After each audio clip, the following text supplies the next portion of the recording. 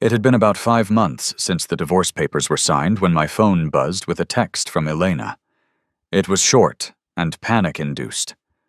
Lucas, Snowball is missing. Snowball was a cat I had purchased during the early days of our marriage.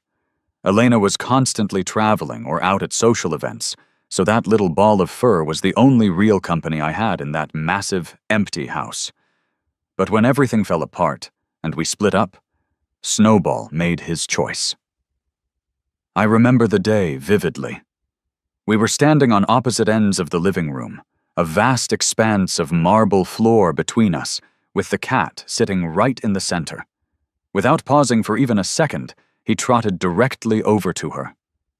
As Elena scooped him up into her arms, preparing to walk out of my life, she shot me a look of pure triumph. "See, Lucas?" she said, her voice dripping with satisfaction. "Even the cat won't choose you." She wasn't wrong. It felt like nobody ever really chose me. I stared at her text for a long time. I typed out a dozen different paragraphs. Angry ones. Sad ones. But I erased them all. Finally, I just sent back, "We are divorced. Don't contact me about this kind of thing anymore." Elena replied almost instantly, "You don't want Snowball anymore?" "No," I typed. There was a long pause, the typing bubble appearing and disappearing, before she sent one final message. "You don't want Snowball, and you don't want me either. I didn't." By the time I finally agreed to sign those papers, I was done. Elena hadn't even been living in our house for 3 months prior to the split. Despite her absence, I couldn't escape her. She was everywhere. Grocery store checkout lines, social media feeds, the evening news. As the daughter of the wealthy Blackwell family, her romantic escapades with various actors and internet celebrities were always headline material. It was impossible to ignore. There were so many conflicting rumors that it was hard to know what was true, but one thing was undeniably clear. Elena was punishing me. She was punishing her husband, the man she was forced to marry, for stifling her freedom and for allegedly chasing away the man she actually loved. My mother-in-law kept things civil because our families had deep business connections, but my own father didn't bother with politeness.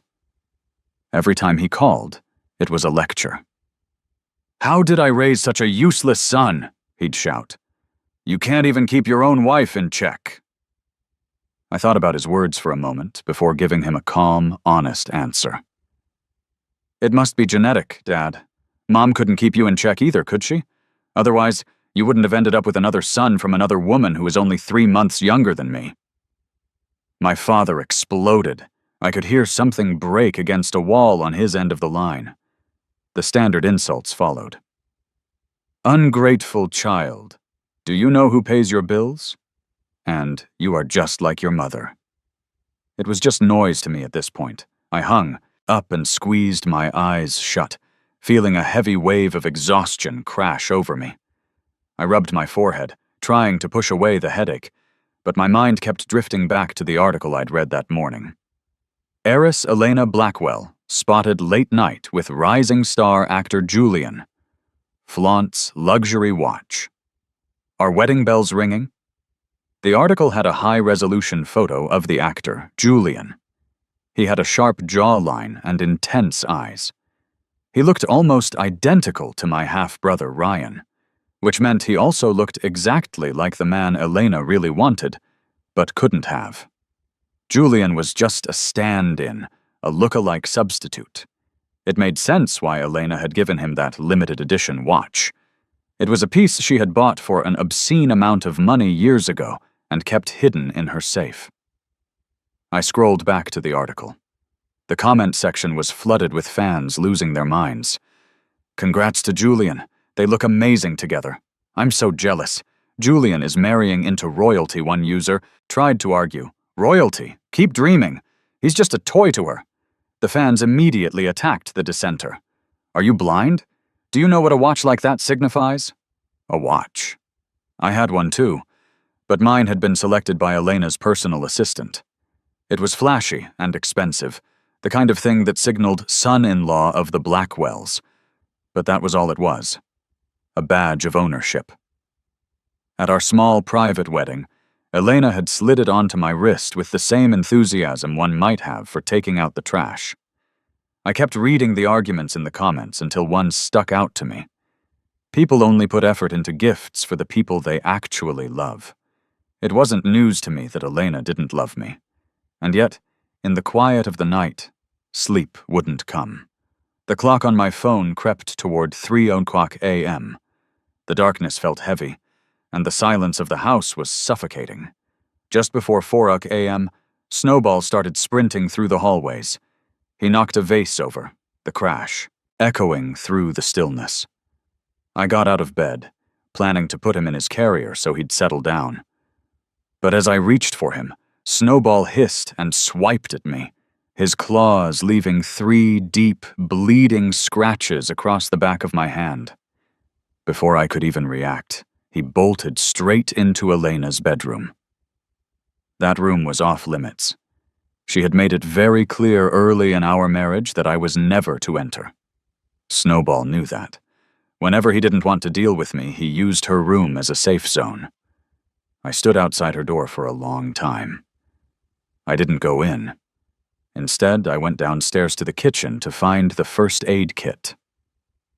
After cleaning the cuts with antiseptic, I sat on the couch in the living room. Snowball never came back out. I watched the sky turn from pitch black to a bruised purple, then gray. At dawn, my phone rang. It was Elena. "Lucas, what is it going to take for you to sign the papers?" Her voice was icy, completely void of warmth.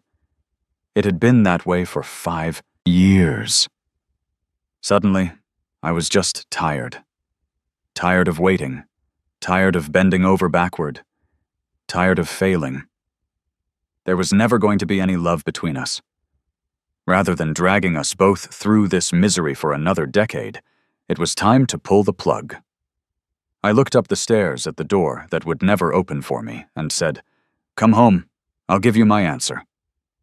Elena must have been terrified I would change my mind because she arrived at the house in less than 30 minutes. She walked in and sat on the armchair furthest away from me. "Fine," she said bluntly. "What are your terms?" I hadn't seen her in 3 months. She was still stunning, the kind of woman who looked like a model even in sweatpants and a t-shirt. I used to want to tell her how beautiful she was, but after being laughed at a few times, I'd learned to keep those thoughts to myself. Now, all that was left was a cold business deal. The terms I laid out were steep. Elena hesitated. She took so long to think it. Over that, my stomach started to grow. I grabbed a slice of bread from the kitchen counter and ate it dry, reminding her, "If you don't agree right now, I might change my mind about the divorce entirely." Elena froze. Finally, she clenched her hands into fists and agreed. I made her promise she would never marry Julian, the actor, or she would have to forfeit half of her shares in her family's company to me. She chose the money. Julian was the guy from the tabloids.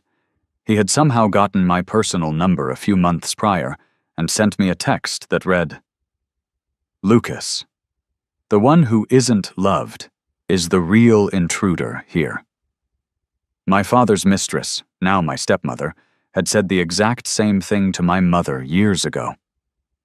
I hated that phrase, and I hated people like them. The assets were split quickly. My father had never given me much of anything.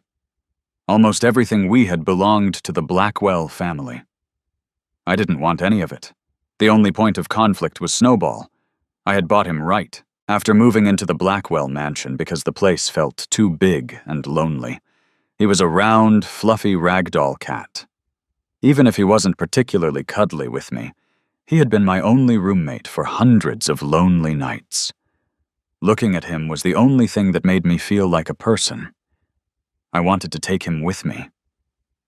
But Elena said, "Snowball is marital property." She She tapped her manicured fingernails on the marble table. Her eyes narrowed with a flicker of malice. She was determined to win this one. I knew this was her way of getting back at me for the ultimatum about Julian and the shares. She had been forced to give up her public lover. She was bitter, and she wasn't going to let me walk away with a win. She wanted me to feel the sting of losing the only thing I cared about. We ended up shouting at each other. Finally, I asked her, "Why can't you just let me have this one thing? He's my only comfort." Elena's lips curled into something resembling a smile, but her eyes remained dead. "I warned you when you manipulated your way into this family," she said. "I told you then. In this marriage, you get nothing." I had tried to explain the truth 1,000 times. My father was the one who drugged her drink that night. I was a victim in that setup too. Even when I found evidence, Elena refused to look at it. She was convinced my father was just taking the blame to protect me. She believed I had orchestrated the whole thing and called the photographers to catch us together so she'd be forced to marry me. After all, everyone knew I'd had a crush on her since we were kids. I used to follow her around everywhere. In her mind, it made perfect sense that I would drug her to get what I wanted. My love for her had become my greatest crime. I felt the fight drain out of me. I didn't want to argue anymore. I agreed to her suggestion. I placed Snowball on the floor between us. Then, Elena and I stood by our respective doors. As I stroked Snowball's fur one last time, I silently prayed, "Choose me." Since my mother died, I'd had almost nothing that was truly mine. I was the one who bought Snowball. Elena never lifted a finger to feed him or change his litter. In my heart, I felt he was mine. I hoped that just once he would pick me. But Snowball didn't even look at me. He ran straight to Elena. She knelt down and scooped him up. Before she walked out, she couldn't resist one last jab. "See, Lucas? Even the cat won't choose you." It wasn't the cruelest thing she'd ever said to me. She'd said much worse while trying to force me into signing the divorce papers. After all, she didn't love me. I had loved her once. But after years of being worn down, that love had turned into ash. Elena had long ago forgotten the promises we made to each other as children. It was time for me to leave. No cat, no Elena, and no house that never felt like a home. Elena's lawyers had been thorough when we married. We had an ironclad prenup. I left with nothing from the Blackwell estate. When my father found out I'd divorced her without telling him, he cut off all my credit cards. The little bit of cash I had saved was only enough to rent a tiny 2-bedroom apartment in an old, run-down complex on the edge of the city. To get to my building, I had to walk down a long, narrow alleyway. At night, the only light came from a few flickering street lamps. I noticed a woman there who often met her boyfriend when he got off the night shift. She was always accompanied by a sleek, expensive-looking Savannah cat on a leash. The cat would trot along with its tail held high, greeting its owner with a happy purr. I'd see them whenever I walked home carrying my grocery bags. There was also a stray tortoiseshell cat in the neighborhood that watched them with jealousy. One night, the stray worked up the courage to approach them. The Savannah cat hissed immediately. The stray tried to hiss back. The woman suddenly kicked the stray hard in the ribs. "Get lost! No one wants you! Go away!" The tortoiseshell cat let out a pained yelp and scrambled under a parked car, too terrified to come out. The couple walked away, laughing, but the stray stayed under the car. It didn't make a sound. It just sat there in the dark, looking miserable. "No one wants you either, little guy," I whispered. The cat didn't answer. I peeled a cooked shrimp from my grocery bag and placed it near the tire. The cat was too scared to move. I leaned down and caught a glimpse of its eyes. They were filled with such profound sadness that it hurt to look at them. That night, The cat didn't come out.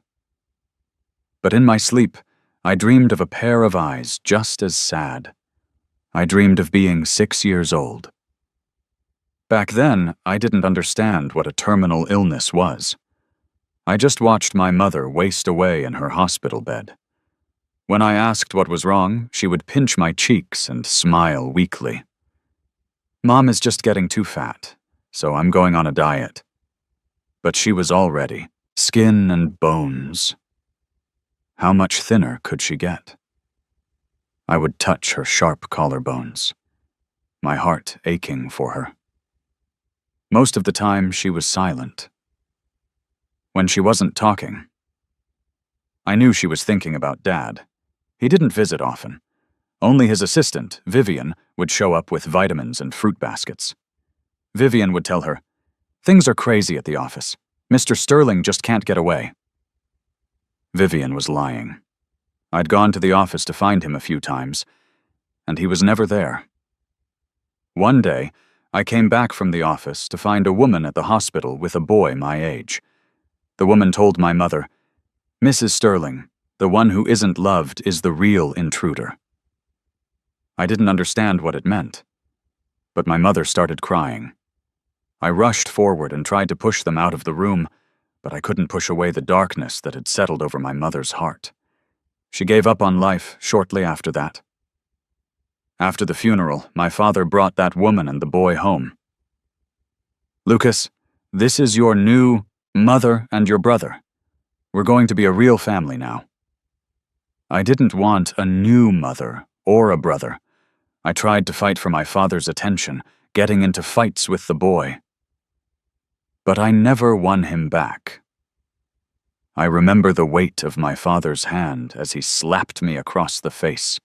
He was screaming at me. The world went blurry.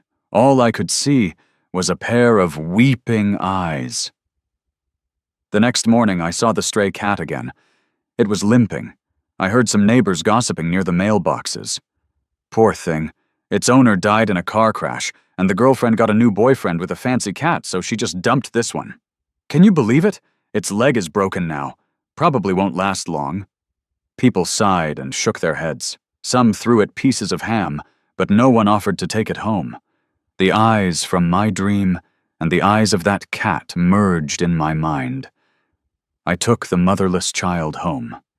I spent every cent I had left at the vet. I had a cat again. A scruffy, soot-colored tortoiseshell. He was a rescue, so he was free to adopt. But the surgery for his leg cost $300. Ironically, that was exactly what I'd paid for Snowball years ago. Snowball was never affectionate, but Barnaby, I decided to name him that because he cost me my last $300, loved to paw at my hand, begging for pets. I held Barnaby and whispered to him, "Just hang in there. Dad's going to have money again soon." The Blackwell Group issued a public statement denying the rumors about Elena and Julian. Julian's number was blocked on my phone, but he used a burner to keep texting me. "Lucas, this isn't over. Elena is going to marry me sooner or later." In the heat of their romance, Elena probably made him a lot of promises, but when big money is on the line, promises fail. Julian couldn't beat a bottom line. I took screenshots of his texts. I packaged them with a photo of my marriage certificate with Elena and sold the whole bundle to a tabloid for 6 figures. This caught. Paparazzi turned it into a viral sensation. Rising star. As the third wheel. Actor exposed for home-wrecking and taunting. Husband. Elena's angry call came immediately. I was busy supervising the installation of a luxury cat condo for Barnaby. "Lucas, have you lost your mind?" she screamed through the phone. "Was ruining my life not enough? You have to destroy Julian too?" All I had done was give them the truth. But Elena never believed me anyway. I didn't feel like arguing and getting hurt again. I hung up and blocked her number. Barnaby sensed my mood and trotted over, rubbing his head against my hand. "Don't be sad, Dad," he seemed to say. I picked him up. Barnaby didn't pull away like Snowball used to. Instead, he gently licked the scars on my hand where Snowball had scratched me. Slowly, Barnaby fell asleep in my arms. Before I could drift off, someone started pounding on my door. It was my childhood friend, Marcus. I don't know how he found me. He looked around my cramped, shabby apartment and frowned. "You're a Sterling. Why the hell are you living in this dump with such an unusual-looking cat?" I pulled Barnaby closer. "Don't talk about my son that way." Marcus didn't want to argue about the cat. "Your old man froze your cards and you didn't even call me? Why?" Honestly, it was fine. The freeze was temporary. What belonged to me, they were going to have to give back eventually. My father was happy seeing me struggle. He thought it meant I'd crawl back and beg. It kept him from noticing what I was actually doing. I looked at Marcus. "Is everything ready?" Marcus dropped a heavy envelope on the table and patted his chest. "Guaranteed. This is enough to bury the old man." The envelope was filled with evidence of my father's tax evasion and illegal asset transfers. Marcus and his father had been helping me gather this for 10 years. It was finally time to pull the net tight. I took the evidence to the authorities and reported my own father. He was taken away shortly after. The entire Sterling Global Group was thrown into chaos. Predictably, my stepmother tried to push her teenage son, Ryan's younger brother, forward to take control. The board of directors was a mess. My stepmother was desperately pitching to them.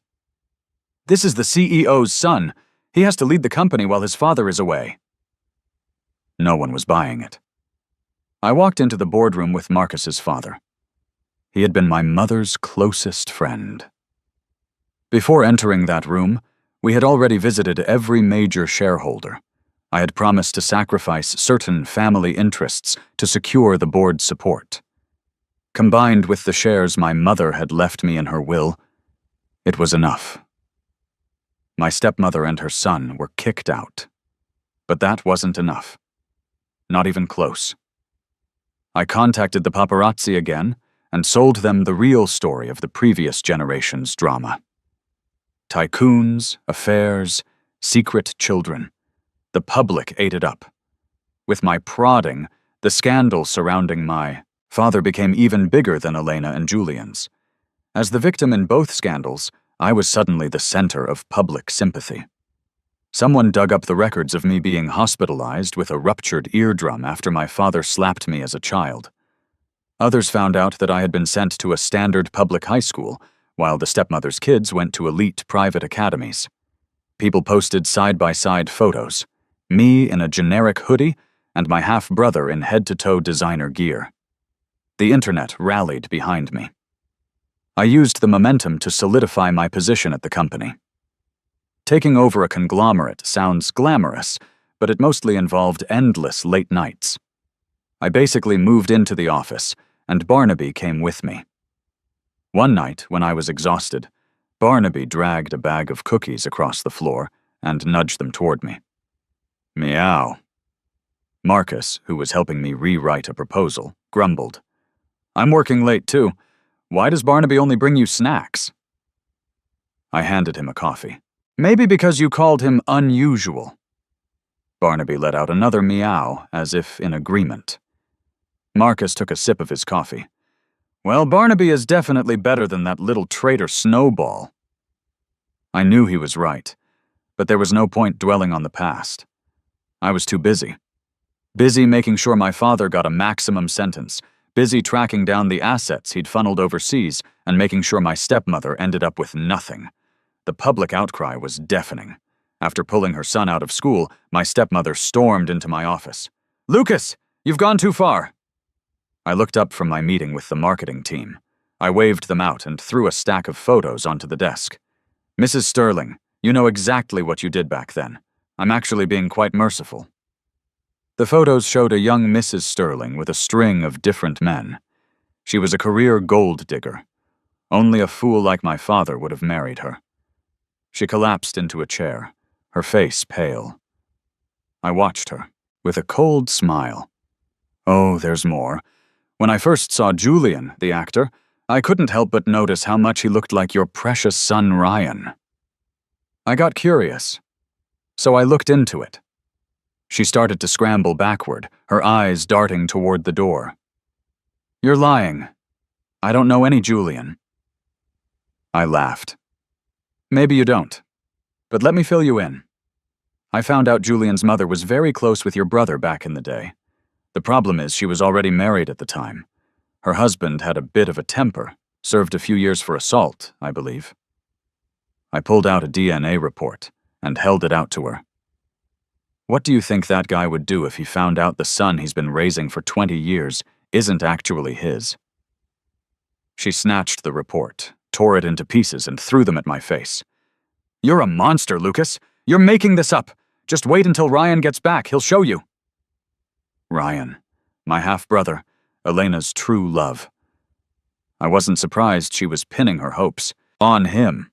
After leaving Elena years ago, Ryan had managed to claw his way into the DC political elite circles. Very powerful connections. Too bad. Putting your faith in someone else is never a good idea. I didn't bother telling her that. She took my silence for intimidation and walked out with her head held high, calling me a bastard one last time. I sat back in my chair. Ryan was barely keeping his own head above water. He wasn't going to save anyone. I had a whole file on Ryan, evidence of him bullying classmates in prep school. The scandals were being suppressed for now, but in the elite circles, the word was already out. Ryan was a social climber, and his new benefactors were already unhappy with his background and his fake credentials. He was in for a rough time. I was waiting for Ryan to show up. Instead, I got Elena. 2 months after the divorce, this was our first meeting. She was there to defend Ryan. She sat across the desk from me, her eyes burning with rage. Lucas, is this your idea of revenge? I looked at her for a long time. I realized I felt nothing. When the love is gone, Elena was just a person, a slightly annoying one. The answer was obvious. Why ask such a stupid question? I nodded. Elena slammed her hands on the desk and screamed. They're your family. I know I loved Ryan, but you don't have to take it out on him and his mother just because of me. If you want to hurt someone, hurt me. They're innocent. Don't drive them into a corner. It was amazing how much someone could overlook when they loved a person. I felt a surge of anger, then a dark sense of amusement. I picked up my iced coffee and threw it directly into her face. Elena, why have you forgotten? I've always hated Ryan. I hate his mother, and I hate my father most of all. When we were kids, you promised to protect me. You said you'd help me take back everything. What happened? Why did you fall for Ryan? We were supposed to be the ones who grew up together. I hated who Elena had become, but I still missed the girl she used to be. The time my father slapped me so hard I ended up in the ER, Elena had begged her parents to take her to see me. They'd come to the hospital. Elena sat by my bed and cried when she thought I wasn't looking. She was my only friend for years, until middle school. She went to an elite private academy, and my father, at my stepmother's suggestion, sent me to a rough public school. Suddenly, we were worlds apart. I was busy studying, working, and trying to build a future for myself. I thought she would wait for me. But in high school, Elena fell for Ryan. She pursued him relentlessly. She never said she loved me, and I knew my feelings were one-sided. But after seeing how much she cared for me when we were kids, how could she love him? She could have loved anyone else, and I would have accepted it. But why the one person who tormented me? I wanted to ask her once. I went to her private school and watched the wealthy, beautiful students hanging out. Ryan looked so polished, so confident. And there I was, in my cheap public school uniform, hiding in a corner. My insecurity was written all over me. No one even noticed I was there. Coffee dripped down Elena's face. She went silent. She didn't argue. She just wiped her face and walked out. I don't know what she was thinking, or if she felt even a shred of guilt. It didn't matter. Shortly after she left, I went to visit my father in jail. He had lost a lot of weight. The arrogant CEO was gone, replaced by a graying, broken man. I wasn't there for sympathy. I was there for business. "Are you sure you want to leave all your remaining shares to my brother, the kid who failed remedial math?"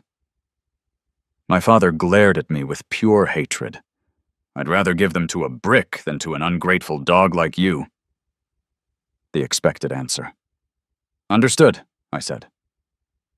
I straightened my suit and left. The moment I stepped out of the prison, I sent the photos of my stepmother's past to the tabloids.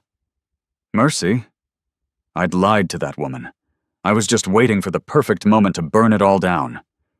A week later, my half-brother, the younger one, was arrested for a hit and run. He was a spoiled, talentless brat. He was easy to manipulate. A little provocation about his mother's reputation was all it took for him to lose his mind and do something reckless. The arrest sent the internet into a frenzy. Then, Marcus convinced a few of the guys Ryan had bullied in school to come forward. I read the comments on my phone. God, the stepmother's whole family is trash. How did Lucas even survive growing up there? I went to school with Lucas. He was always studying, never went home. He lived like a normal kid. We had no idea he was actually a Sterling. So sad. Like father, like son. The dad is a monster too. Outside, it was pouring rain. Finally, I could sleep peacefully. Ryan was finished. Exiled was probably a better word. We met one last time. He was still arrogant, just like his mother. He stood outside my office and smirked. "I guess you couldn't keep a woman, but you've got some talent for business, big brother." The last time he'd smirked like that, he'd said, "Sorry, Lucas. I accidentally stole your girl. Oh well, I guess my mom stole your dad's heart too." I'd punched him back then and gotten locked in my room for a week. But now my father was going to be locked in a cell for years. I swung my hand to slap him, but Elena rushed out and blocked me. She pushed me back and stood in front of Ryan. "Lucas, Ryan has lost everything. He's suffered enough. Don't forget you're the reason we broke up in the first place. You manipulated us." A wave of exhaustion washed over me. I clenched my fist and then let it drop. "Elena, you can't force me to admit to something I didn't do." She didn't move. "I can judge right from wrong myself. Stop this. Whatever happened between our parents shouldn't be Ryan's burden. Besides, you know what you did to him." I took a step back. One last attempt at the truth. "I didn't. How many times do I have to say it? I didn't buy any drugs. I didn't spike your drink. The server from that night even testified that I never touched your glass. Elena, why can't you believe me just once?" In the end, I just watched her lead him away. The sun set and the world faded into darkness.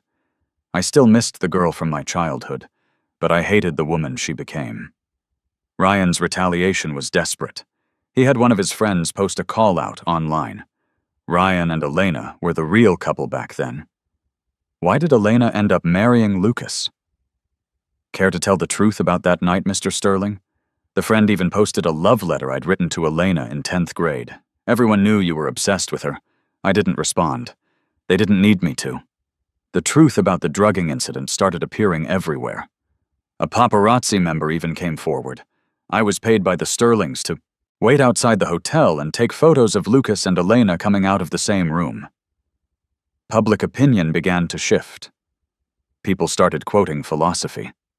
He who fights monsters should see to it that he himself does not become a monster. Others mocked me. Turns out Lucas isn't such a saint after all. No wonder Elena cheated. Some people get what they deserve. Maybe his dad was right to hit him. The world changes fast. Those who live by public opinion often die by it. I knew that. And I was ready. Marcus was panicking. He came over to my place. "What do we do?" I was holding a sleeping Barnaby. Back then, I was too afraid to go to the police because I didn't want to ruin our long-term plan. And after all this time, I wasn't sure how to bring it back up. Ryan just gave me the perfect opening. The next morning, I went to the police station. I reported a cold case, a father drugging his own son to force a marriage. I still had all the information on everyone involved from that night. With the internet already buzzing, the investigation moved fast. The results were undeniable. My father and stepmother had orchestrated the entire thing. I had nothing to do with it. The police issued an official statement. The internet flipped again. Lucas's life is a tragedy. Betrayed by his father, hated by the woman he loved. Finally, the truth is out. Is delayed justice really justice? Look at everything he lost. A few skeptics remained. Maybe the CEO is just taking the fall for his son. They were quickly shut down. Are you kidding? They hate each other, and the stepmother was involved. This was a setup. People posted endless proof of the rift between me and my father. I knew Marcus was behind most of those posts, but the final blow came from an anonymous source. I can't watch this anymore. Here's what really happened. A masked figure with a voice changer posted a long video. He claimed to be part of Ryan's old friend group. Ryan is a vindictive guy. He hated Lucas, because Lucas once called him out for being a secret child when they were kids. He vowed to take everything Lucas had. He used to brag to us about how he'd trick his dad into punishing Lucas or cutting off his allowance so Lucas would be too scared to come home. When he found the love letter Lucas wrote to Elena, he got a new idea. He didn't even like Elena. He just wanted her because Lucas did. It was easy for him. He's a natural manipulator. He had Elena chasing him for 3 years. But even while they were dating, he was looking for someone better. Eventually, he found a girl from a powerful DC family. He wanted to break up with Elena, but she wouldn't let go. So he encouraged his dad to drug Lucas and Elena and call the paparazzi. That way, Elena would have to marry Lucas. The Sterlings would gain the Blackwell family's influence, and Ryan would be free to chase the DC girl. After it happened, he went to Elena crying, saying he had to step aside for his brother. Then he came back to us and bragged, "Elena hates Lucas now. If I can't have her, no one gets to be happy." The video included chat logs and a timeline that matched perfectly. The person ended with one last sentence. "Ryan, don't blame me for turning on you. You shouldn't have slept with my wife." The internet exploded. Suddenly, everyone was sending me messages of support and sympathy. Marcus came over, ecstatic. "They turned on each other. I can't believe it actually cleared your name. But I'm confused. Why would Ryan risk everything to go after his friend's wife when he had so much else going on?" I turned off my phone screen and looked up. "It wasn't an accident," I said calmly. "The person who went after the friend's wife wasn't Ryan. It was Julian, the actor. I had used the DNA evidence to blackmail Julian into seducing Ryan's friend's wife. Then I made sure photos were taken. Photos where Julian looked just like Ryan in very compromising positions. I sent them to the friend. I knew they'd tear each other apart. Elena came to see me. She looked like a child who'd been caught doing something terrible. Small, unsure, and awkward. "I'm sorry," she whispered. "I misunderstood you for so many years." I had waited 5 years for those words. Nearly 2,000 days and nights. I still remembered the day I woke up in that hotel room. I had no idea what had happened, and Elena was pointing a finger at me, screaming, "How could you be so disgusting, Lucas?" I took a deep breath, pushing down the bitterness. Back then, she wouldn't listen to me. When the marriage became a done deal, I tried to make the best of it. I thought, maybe it's not so bad. We're close now. If I'm kind enough, maybe she'll come around. I looked for evidence to prove my innocence. I tried to talk to her. I thought we could find a way back to each other, but we only drifted further apart. She started drinking, clubbing, and never coming home. The tabloids were full of her affairs. I looked at her now. She was still beautiful, but she felt like a stranger. I couldn't find the girl I remembered anywhere in her face. I stood in the doorway of my apartment. The sun was setting behind me, casting a long shadow. Elena looked into my small, shabby rental, and her expression softened into pity. "Why are you living in a place like this? It's not safe. Come home with me. Let me make it up to you. Let's start over." How do you start over after that? I felt a deep, hollow ache in my chest. I remembered all the nights I'd spent alone, gripping my fists and telling myself, it'll get better. The truth will come out. And when it does, she'll have to make it up to me. I'd waited so long that I'd changed my mind.